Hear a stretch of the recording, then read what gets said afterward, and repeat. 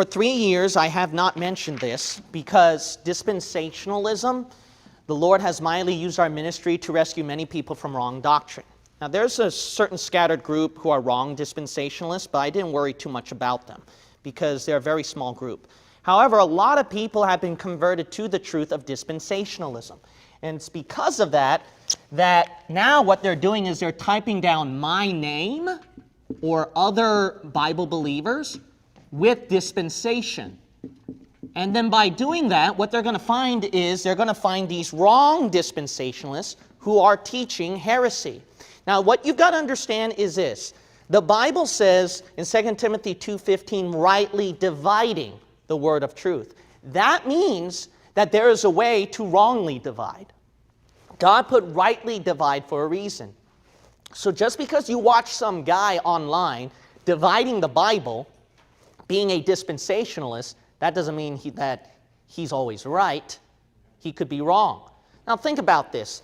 Doesn't Satan, his tendency is if there's a doctrine that you're open-hearted to and you're accepting and you even accept wholeheartedly, couldn't Satan use that doctrine to abuse it in a way to twist you and guide you to a wrong direction? It does. So what I decided to do now is that I don't want to give attention to these people. A lot of them are actually losers because what they want to do is just critique Bible believers because they hit the age of 60 and they're grumpy, they're stuck at home, they turn white in the skin. They got nothing to do except criticizing Gene Kim, and other Bible believers. So I don't have time to waste with those guys, you know. So I've been keeping my mouth shut for 3 years. And it's really easy to crush these people, but I don't want to look like a circus monkey because these guys, what's evidence and proof that these guys are truly loser trolls is that they're going to post video after video after video after video against me or certain Bible believers endlessly. That's their whole channel. Now, some of them might give the excuse, well, I'm trying to expose wrong doctrine. Okay, but in my church, I don't talk to you all the stinking time about one false prophet. Todd Friel, Ray Comfort. I don't do Ray Comfort like scores and scores of videos dedicated to just one person, because then that shows an obsession toward a person. A ministry is dedicated to helping out people, souls, not picking which doctrine that you think is important and then you harp on that all day long. It shows a strange obsession you have toward a person, not helping a soul. Because if you have a true desire to help souls, it's not just going to be that one particular wrong doctrine. You're going to help that person grow and do soul winning, get them involved in church. And especially if your online is only critiquing people, you're not trying to expose wrong doctrine. Because when you're trying to expose wrong doctrine, it's not only going to be just critiquing. What you're also going to do, a ministry is about supporting people, helping them, getting them to soul win. But these people don't soul win. These people don't know what it's like to fellowship with brethren in a church and help out people in a church. All they want to do is stay online and critique Bible believers because they want to look like they're the ones that are right. But then Jack Chick is wrong, Peter Ruckman is wrong, and then all these other Bible believers are wrong. They go to Hoffman, they go to all these other kinds of people. Davis, you know, we have him in England passing out tracts, you know, great blessing that person is. And they go attack like other people, Charles Lawson, a lot of other people. Now, I don't associate myself with all these people, but I am not a loser where I just harp on one person and I'm going to try to expose you something wrong with Charles Lawson. Isn't that weird? Amen. Isn't that weird? Because there are bigger heretics to fry. And I'm not saying Lawson's a heretic or these other people are heretics. What I'm pointing out is this. These people have a genuine love and they believe in dispensationalism, the King James Bible. They're trying to help out a church, and they rescued a lot of souls out there and helped a lot of people. And your ministry is to expose these preachers. There's something wrong with you.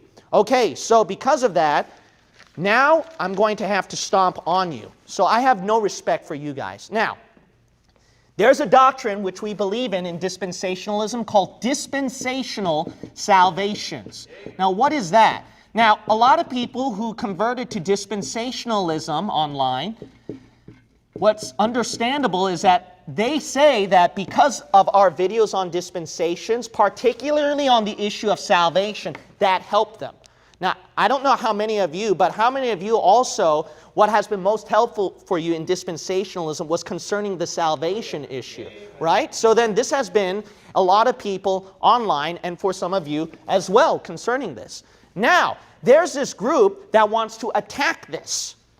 So what they're going to do is this. This group, what they want to do is that they're going to use the name dispensation so that they can call themselves dispensationalists, but then they're going to focus on attacking this. That's what they're going to do.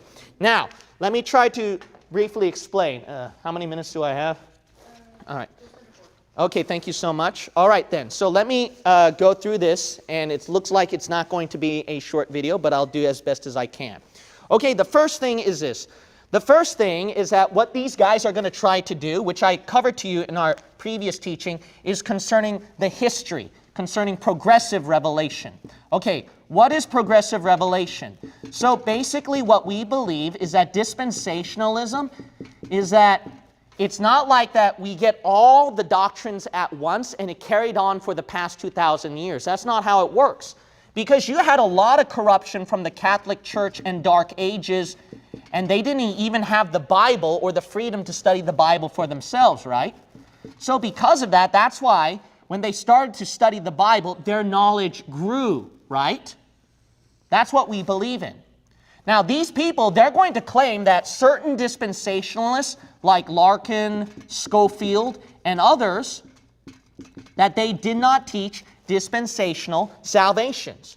But then all of a sudden, here comes Ruckman, who teaches dispensational salvations. Now, I came from Ruckman's school. So what they want to do is that they want to align me with this person, and they want to turn this into some kind of weird little cultic fringe. But you got to realize this. One thing that they've got to understand is then you get rid of the definition of progressive revelation. Just because you point out Larkin and Schofield did not teach it, then that means we should get rid of the term progressive revelation. The point of progressive revelation is as you study the Bible more and more and more, you're going to find something new that another person before you did not teach when you study that Bible more and more. Now, if that never happened to you in your individual life where you were studying the Bible, and didn't you find gleanings, some new gleanings that you're like, wow, I never saw it that way before?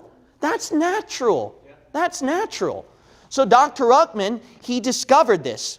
So to say that, no, this is not progressive revelation with Ruckman, because what he did was totally off guard from what Larkin Schofield taught, then what you're saying is you're getting rid of the definition of progressive revelation. See? Of course it's not progressive revelation then. You know why? Because what progressive revelation means is that you're discovering something more and more. That's what it is. So that is a fallacious argument which is easily debunked. Now, another thing is this, is that some get mad at me for teaching that Dr. Ruckman is in this line of dispensationalism, where I put him with Larkin and Schofield and other classical dispensationalists. That's what I do. So a lot of people, they'll get upset at me concerning that one. Now, my easy answer to this one is, what you got to understand is this. If you want to insist that he has to be within this camp with Larkin, Schofield, and let's put Darby, then you know what you're saying? Then you're saying dispensationalism started with Darby. Do you know why? Because if you're going to force him to hear, then you know what you got to do? You got to start it with Darby. That's right. Then you're saying that dispensationalism is a cult started by Darby in the 1800s. That's what you're teaching. Because do you know why? Everybody differ from each other all the way from the beginning of church history. It is an undoubtable, irrefutable fact when you look at the beginning of church history to now that there were people who took up pieces of dispensationalism. And then people were adding things more and more and more and more and more. That's why I consider Ruckman to be within this same line. Why? Because dispensationalism is not all within just one bunch. You go with Darby and then Larkin Schofield. That's it. That's not how it works. Dispensationalism, rightly dividing, is something that is started scripturally from the Bible. And then more and more people study the Bible, more and more and more. So dispensationalism, the camp you should be in line in, is within the scriptural camp. That's what it is. It's not picking which camp you want. Then if you pick a camp, then you're saying that then you got a cult there at the beginning. That's the idea. Now another thing is this, is that some of them want to say this. Well, no, classical dispensationalism was all about premillennialism and the distinction of Israel and the church. So basically they're picking two doctrines. So that's why they're going to say, so we're not saying it started with Darby. No, classical dispensationalism was all the way at the beginning because it was all about premillennialism and the distinction of Israel and the church. Then you know what they did? What these people did is that they started to pick and choose which doctrine would qualify as genuine, real dispensationalism. I thought that the doctrines that we should find is in the Word of God on what it should define is real, genuine dispensationalism. So it makes more logical sense to say this method right here. They were trying to go by the Bible, and then they found pieces and started to add more and more and more, and then we reached up to here. But here's something. We don't believe it ended with Ruckman. Now you got a lot of people coming out. So then we had, well, Estep and Lentz was at the time of Ruckman. They're gone. So then you got like David Walker with his book. And then you also got a lot of other dispensationalists. And then you got Peacock with his school. And then you got Gipp with his school. And then you got all the other Bible believers. You can just look at our resources link with all the hundreds of thousands of Bible believers around the world. In our resources link, we give you missionaries and churches. I mean, this is the camp. We find more and more things. We don't end it off like here. We study more. That's the idea.